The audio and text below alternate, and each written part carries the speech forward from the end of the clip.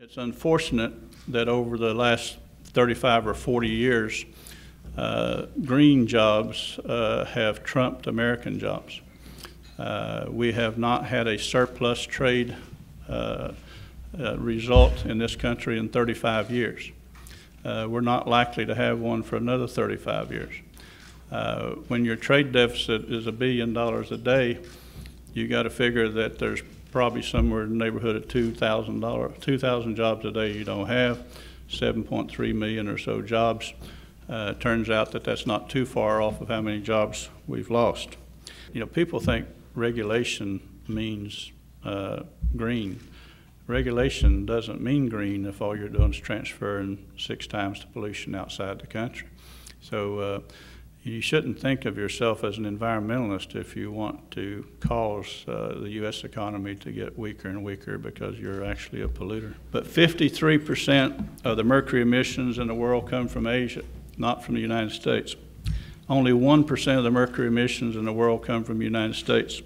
18% of the mercury emissions in the world come from Africa, even though it lives in abstract poverty. If you believe that mercury emissions should be reduced, would you spend billions of dollars chasing 1% or tens of millions chasing 53%? The CO2 and environmental movement's big business. I mean, you got an environmental movement that is a business competing against other businesses. Again, I don't know whether the world is warming or cooling. What I do know is you could eliminate the entire U.S.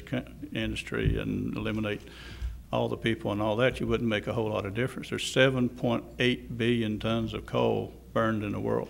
That number is going to increase by about 2 to 3 to 400 million a year, depending on the economy. So every 30 to 36 months, the world's energy or coal growth burn will increase by the equivalent of entire U.S. production. That's a fact of life. That's how the 1.2 to 1.3 billion people are going to get out of poverty, and that's how we're going to stop the child dying every 3.7 seconds or something. So you have to look at things pragmatically. If you want to reduce mercury, how would you best reduce it cost-benefit-wise? Environmentalism should be no different than business. It should be a cost-benefit ratio determination. And I consider myself a word I created called competitionist. I believe if you're going to support free trade, you have to be a competitionist. You have to let the American worker go on the playing field with a chance to win. You can't put the American worker on the playing field and put all these regulations on him and put all these employment standards on him and put all this litigation on him and expect him somehow to keep his job in competition with countries that don't have that. So we need to form a new line of thought, competitionists. Every time we consider our support or opposition to a bill, we are to ask ourselves, what environmental impact is it having? What impact is it having on U.S. economy, homeland security, and American jobs, rather than single elements of a bill, whether it be environment or otherwise.